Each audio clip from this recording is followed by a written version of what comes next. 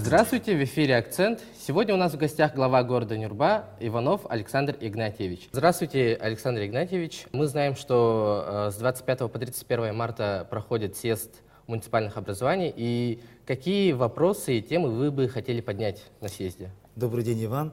Для любого главы съезд — это самое значимое событие, годовое событие для него. И когда мы все собираемся, у нас есть уникальная возможность общаться, обмениваться опытом. То, что какие вопросы будут вставать в этом съезде, так что это решит уже коллегиальное собрание наших глав. Скорее всего, это будет вокруг вопросов изменений в федеральном законодательстве, то, что в муниципальном уровне будут какие-то большие изменения. Будут вопросы по финансированию. Очень много вопросов, которые ежедневно, ежечасно волнуют наших жителей, наших граждан. Так что мы, как представители наших городов, населяков, так что мы обязаны эти вопросы ставить и остро обсуждать. Вот потому и мы сейчас собрались и с коллегами будем уже с исполнительной властью, с Ильдарханом нашим, будем обсуждать вот эти вопросы, ставить уже напрямую и получать на них ответ. Недавно я разговаривал с главами нескольких наслегов Нюрбинского района, и все они хотели бы поднять вопросы, связанные именно с рекой Вилюй. А как вы к этому относитесь?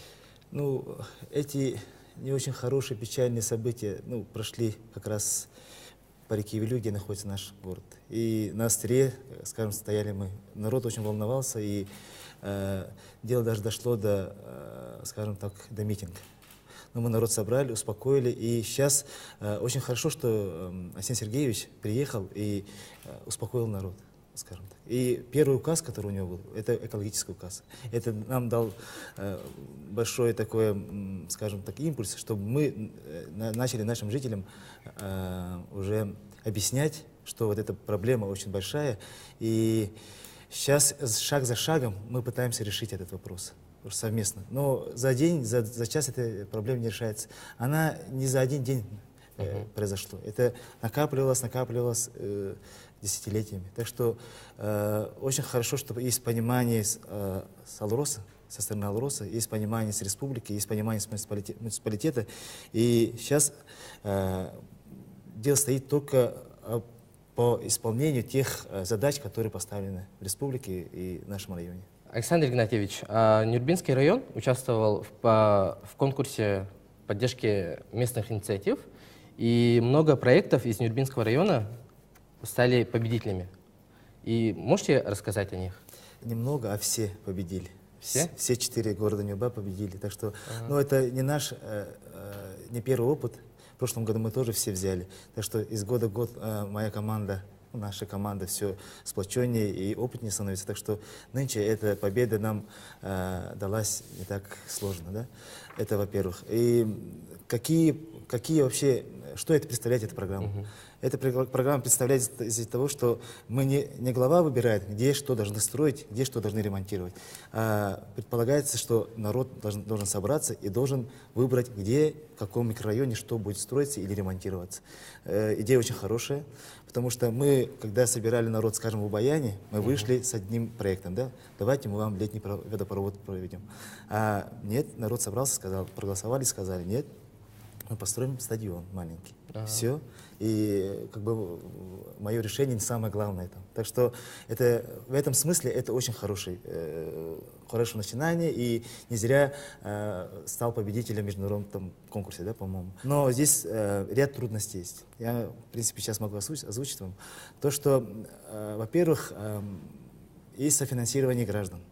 Это что означает? Люди должны деньгами прийти и софинансироваться, скинуться. Это очень тяжело. Во-первых, в поселениях доход не такой большой. Но наше предложение такое. Софинансирование не обязательно должно быть финансовое, да, деньги. Вот представляете, по одному микрорайону нам надо пойти и собрать у 400 человек по 500 рублей. Кто-то откроет, скажет нет, например, да, закроет. И нам придется, а другой микрорайон ты не имеешь права идти. Так что вот с этим бывает проблема. Софинансирование может быть работой, может быть материалами, понимаете? Может быть субботниками, может быть посадками деревьев. Это все, что угодно мы софинансировать. Если мы в следующее соглашение вот это все включим, намного легче и глобальнее пойдет вот эти наши проекты. А сейчас вот, скажем, на 1,5 миллиона, ну что ты можешь сделать? Ну, какой-то маленький объект взял, отремонтировал, и все. А город-то большой, микрорайон-то большой, и у вас есть деньги целевые, вот используйте вот сюда только. Вообще, любой глава скажет вам, что любые деньги внебюджетные, то, что есть, вот эти поступления субсидии или же внебюджетные средства, они за любой конкурс, они вообще будут счастливы участвовать. Потому что бюджет маленький. Любые средства, которые приходят в бюджеты, вне бюджета, они будут рады всему. А вот сколько заявок было представлено, получается? С муниципального образования город Нюрба 3 заявки было. Это, ну, микрорайон Баян, это был у нас стадион, спортплощадка. Микрорайон Вертолетка, там тоже спортплощадка. Почему-то народ очень хочет, чтобы спортом заняться. И третье, это микрорайон Партизанский, там уже летний водопровод. Там, в общем, денег хватает только на покупку стройматериалов, ну, 1,5 миллиона. А всю работу мы, в принципе, будем делать уже вместе с населением и вместе с нашими предпринимателями. Так что готовы, в прошлом году отработали хорошо, да и вообще до этого отрабатывали хорошо. Так что готовы участвовать еще в новых конкурсах и тоже выигрывать. Но в этом году скажу, что очень много накопилось работы. Потому что мы в прошлом году под этот стадион закупили материалы на забор. Ну, понимаете, что это не один стадион, это же большое дело, за 1,5 миллиона не построишь. Так что все слаженно, спланированно идем к развитию наших городов и поселений, можно так сказать. Ну, получается, у вас нехватка спортплощадок для занятия спортом? На сегодняшний день, да. Просто каждый раз меняется. Когда ты ремонтируешь дороги, народ начинает говорить, что там темно. Когда свет делаешь, они говорят, детских площадок не хватает. Когда детские площадки делаешь, они говорят, спортплощадок не хватает. Вот этот этап, вот сейчас спортплощадок не хватает. Сделаем спортплощадки, я больше чем уверен, пойдут уже дворовые территории. Там, чтобы мы делали дворовые территории. Ну вот шаг за шагом мы должны уже улучшать качество жизни наших людей в поселениях наших.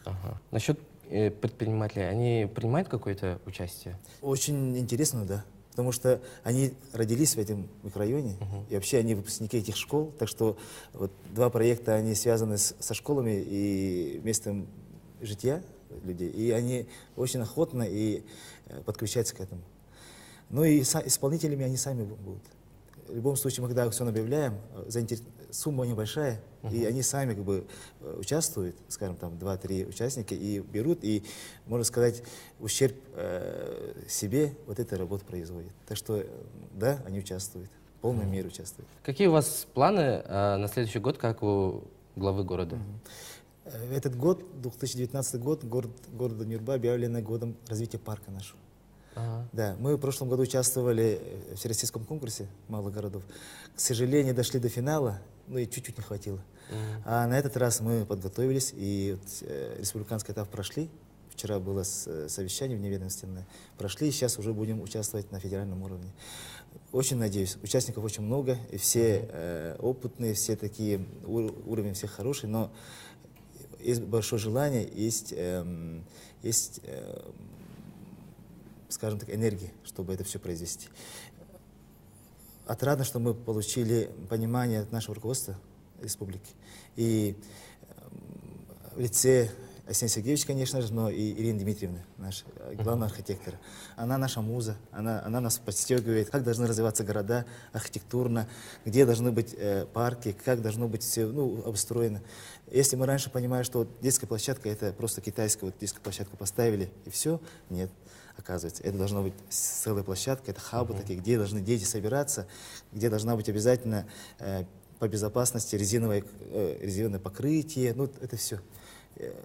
Очень хорошо нас обучило, и теперь мы будем возрождать наш парк, обязательно в этом году уже начинаем, уже, если будем ремонтировать с оглядкой на архитектуру, общей концепции. Так что в этом смысле мы идем. Для нас это инновация. Вообще главы раньше работали просто вот по-хозяйски. Делали, срубили, поставили, все, стоит и стоит. А сейчас не важно, что мы делаем, а как мы делаем. Вот это очень важно. Так что это для меня новый вызов, так что все главы будем к этому идти. И думаю, через годика так 3 наше поселение уже заметно изменится уже в облике, скажем так. Спасибо за беседу, Александр Игнатьевич. С вами был «Акцент». До новых встреч.